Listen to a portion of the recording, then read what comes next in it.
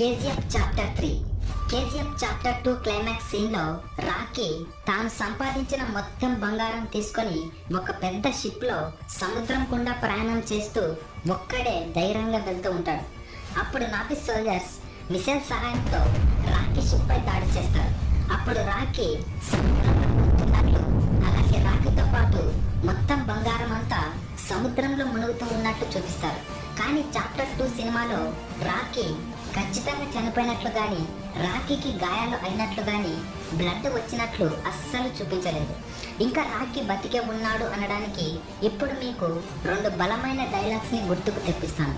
నేను సామాన్యంగా యుద్ధం తప్పించడానికే ప్రయత్నిస్తా, కుదరలేదంటే గెలిచే తీరతా.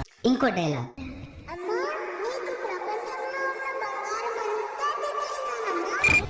ఈ డైలాగ్స్ మనం వింటూ ఉంటే ఒకవైపు ఎమోషన్, ఇంకోవైపు గూస్ బంప్స్ వస్తాయి. సో ఈ డైలాగ్స్ లోనే అర్థం ఉంది. రాకీ తన అమ్మకు మాట ఇచ్చాడు, ప్రపంచంలో ఉన్న బంగారం అంతా ఇస్తాను అని. అయితే రాకీ ఇండియాలో ఉన్న బంగారాన్ని మాత్రమే సంపాదించాడు. సో ఇందువల్ల రాకీ ఇంకా చావలేదు.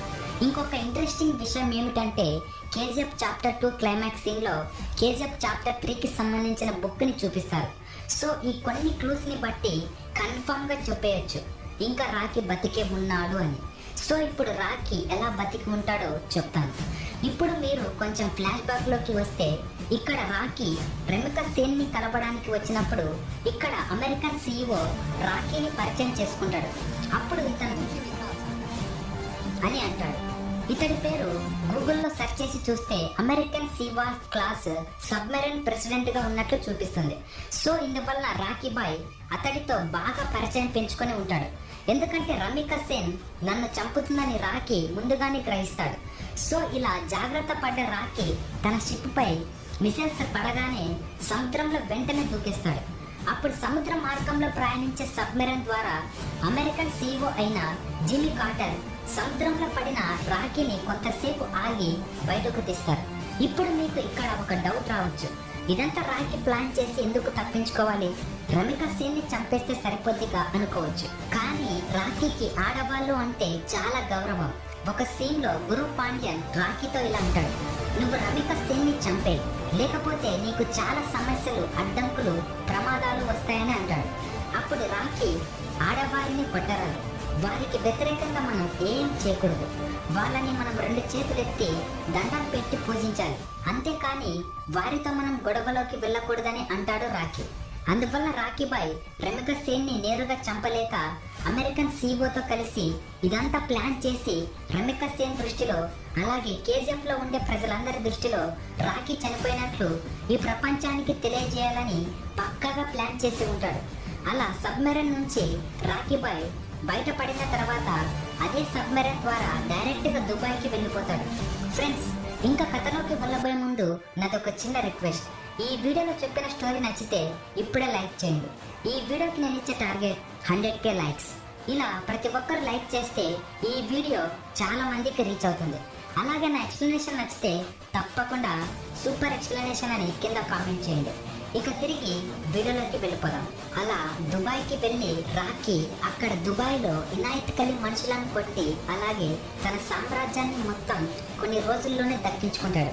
ఆ సమయంలోనే ఇనాయత్ కలి మనుషులు కూడా రాకీ బాయ్కి సపోర్ట్ చేస్తారు. ఇలా అంచెలంచెలుగా రాకీ బాయ్ దుబాయ్లో ఉన్న ఆయుధాల సామాగ్రిని మొత్తం ఆక్రమించుకొని దుబాయ్ని మొత్తం సొంతం చేసుకుంటాడు. దుబాయ్ని ఒకే ఒక్కడు ఒక రాజులా, ఒక సింహంలా పరిపాలిస్తాడు. ఇదంతా చూసి ఇనాయత్ కలి తట్టుకోలేకపోతాడు. అందువల్ల ఇనాయత్ కలి రాకీ మీద కోపంతో మనుషులను దాడి చేయడానికి పంపిస్తాడు.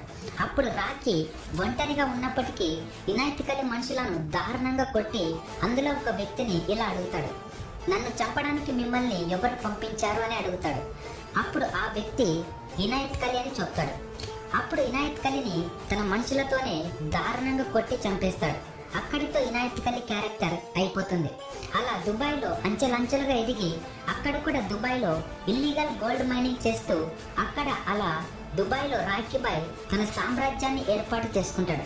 ఇక్కడ ఇంట్రెస్టింగ్ విషయం ఏమిటంటే ఇనాయత్ కలి చనిపోక ముందే ఇంకా రాఖీ చనిపోలేదని, ప్రస్తుతం మొత్తం దుబాయ్ని ఆక్రమించుకొని తన గుప్పెట్లో పెట్టుకున్నాడు అని, మళ్ళీ తిరిగి మీ ఇండియాకి వచ్చి దేశాన్ని మొత్తం ఏలుతాడని మన భారతదేశం యొక్క ప్రైమ్ మినిస్టర్ అయిన రాఘవన్కి ఫోన్ చేసి పర్సనల్గా చెప్పి ఉంటాడు ఇనాయత్ కలి. ఇక్కడ మీకు ఒక డౌట్ రావచ్చు, మన ఇండియా ప్రైమ్ మినిస్టర్ రమిక సేన్ కదా అని. కానీ ఆమె ప్రైమ్ మినిస్టర్ పదవికి రాజీనామా చేసి ఉంటుంది. రమిక సేన్ ప్లేస్ లో ఇతడు రాఘవన్ ప్రైమ్ మినిస్టర్ గా వచ్చి ఉంటాడు. ఇతడు రాఘవన్ రాఖీబాయ్ గురించి విని అతడి గుండెల్లో రైలు పరిగెడుతుంది. అందువలన రాఖీ ఇండియాకి రాకముందే అతడిని చంపేయాలని దుబాయ్లోనే కొన్ని వేల మంది సైన్యాన్ని పంపించి ఉంటాడు. అయితే రాఖీకి దుబాయ్ మొత్తం తన చేతిలో ఉంది కాబట్టి ఆ కొన్ని వేల మంది సైన్యాన్ని నాశనం చేసి చాలా ఈజీగా తప్పించుకుంటాడు. అయితే ఇక్కడ రాఖీబాయ్కి డౌట్ వచ్చింది, నాకు శత్రువులు ఎవరు లేరు కదా, ఇదంతా ఎవరు చేసి ఉంటారని డౌట్లో ఉండిపోయాడు. ఆ డౌట్లో ఉన్న రాఖీ సరిగ్గా నిద్రపోయేవాడు కాదు. ఒకరోజు అలా రాఖీబాయ్ నిద్రపోయాడు. అలా నిద్రలో రాఖీబాయ్కి వాళ్ళ అమ్మ కలలోకి వచ్చి ఆ కళ అంతటితో ముగిసిపోయి రాఖీ మెలకువలోకి వస్తాడు. ఇలా రాఖీకి కళ రావడం వల్ల అతడు మళ్ళీ తిరిగి ఇండియాకి వెళ్ళాలని నిర్ణయించుకుంటాడు. రాఖీకి తెలుసు ఇండియాకి వెళ్తే తన ప్రాణాలకి రిస్క్ అని.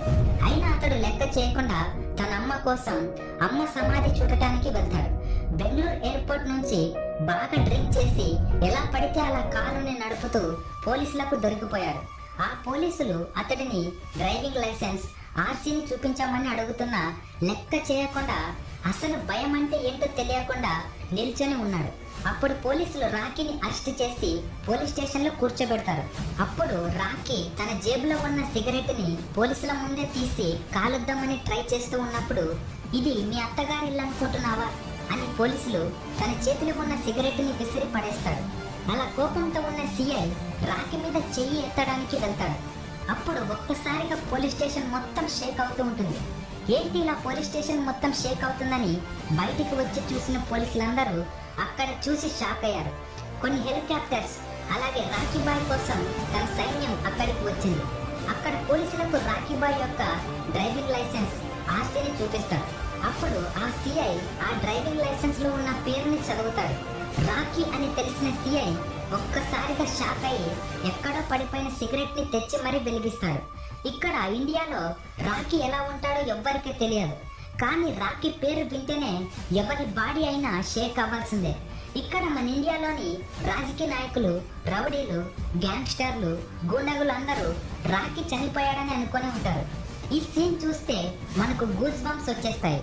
ఈ పోలీస్ స్టేషన్ సీన్ ని మనకు చాప్టర్ 3లో చూపించాల్సింది చాప్టర్ 1లోనే చూపించాడు. ఇలా రాఖీబాయ్ అడుగు మళ్ళీ ఇండియాలో పడిందని తెలుసుకున్న గూండాగులు, పరిపాలకులు, రాజకీయ నాయకులు తమ గుండెల్లో రైలు పరిగెత్తడం మొదలైంది. అప్పుడు రాఖీ, నేను సాధ్యమైనంత వరకు యుద్ధాన్ని తప్పించడానికి ప్రయత్నిస్తా, కుదరలేదంటే గెలిచే తీరుతా అని అంటాడు. ఈ ఒక్క డైలాగులోనే ఎంత అర్థం ఉందంటే రమిక సేన్ యుద్ధం తప్పించుకొని ఉంటాడు. అలా తప్పించుకొని దుబాయ్లో మొత్తం సామ్రాజ్యాన్ని, అలాగే దుబాయ్లో మొత్తం సైన్యాన్ని, అలాగే దుబాయ్లో ఉండే ఆయుధ సామాగ్రిని ఆక్రమించుకొని తిరిగి మళ్ళీ ఇండియాలోకి పక్కాగా ప్లాన్తో దిగుతాడు.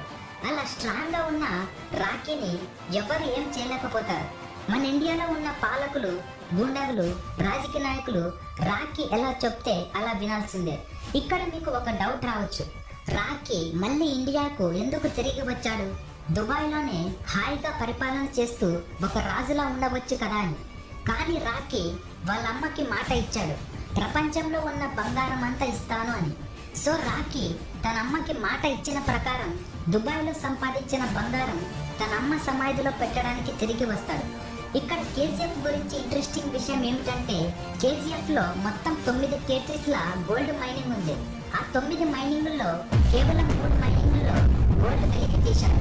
మిగతా మైనింగుల్లో గోల్డ్ వెలికి తీయడానికి రాఖీ మళ్ళీ తిరిగి కేజీఎఫ్ సామ్రాజ్యాన్ని యథావిధికి తెస్తాడు. అలా మళ్ళీ రాఖీ కేజీఎఫ్ సామ్రాజ్యాన్ని ఎదుగుతూ ఉంటాడు. రాఖీ ప్రపంచంలో ఉన్న బంగారం అంతా ఇస్తానన్న మాట ప్రకారం చాప్టర్ 2లో ఒక బంగారం బిస్కెట్ పోలీసులు తీసుకొని ఉంటే ఆ పోలీస్ స్టేషన్కి పెద్దమ్మ గన్నుతో బుల్లెట్ల వర్షం కురిపించి పోలీసులకు భయం అంటే ఏంటో చూపిస్తాడు. ఈ సీన్ అయితే ఈ మూవీకి అల్టిమేట్ సీన్ అని చెప్పవచ్చు. అలా కేవలం ఒక బంగారపు బిస్కెట్ మిస్ అయితేనే అలా రియాక్ట్ అయిన రాకీ అంత సింపుల్గా కేజీఎఫ్ని ఎలా వదులుకుంటాడు? నెవర్. సో రాకీ బాయ్ పక్కగా ప్లాన్ చేసి మిగిలిన గోల్డ్ మైనింగ్ని ఆక్రమించుకుంటాడు. రమిక సేన్ ఒక లేడీ కాబట్టి తనతో యుద్ధం చేయలేక ఇలా ప్లాన్ చేసి కేజీఎఫ్తో పాటు ఇండియాని మొత్తం ఏలుతాడు రాకీ. ఈ వీడియో అంతే ఫ్రెండ్స్. ఈ వీడియోలో చెప్పిన స్టోరీ అలాగే నా ఎక్స్ప్లెనేషన్ నచ్చితే నేను చెప్పిన 100K లైక్స్కి రీచ్ చేయండి. అలాగే కేజీఎఫ్ చాప్టర్ 3 తొందరగా రావాలి అనుకుంటే కేజీఎఫ్ చాప్టర్ 3 అని కింద కామెంట్ చేయండి. Thank you for watching. This is Naveen Kumar.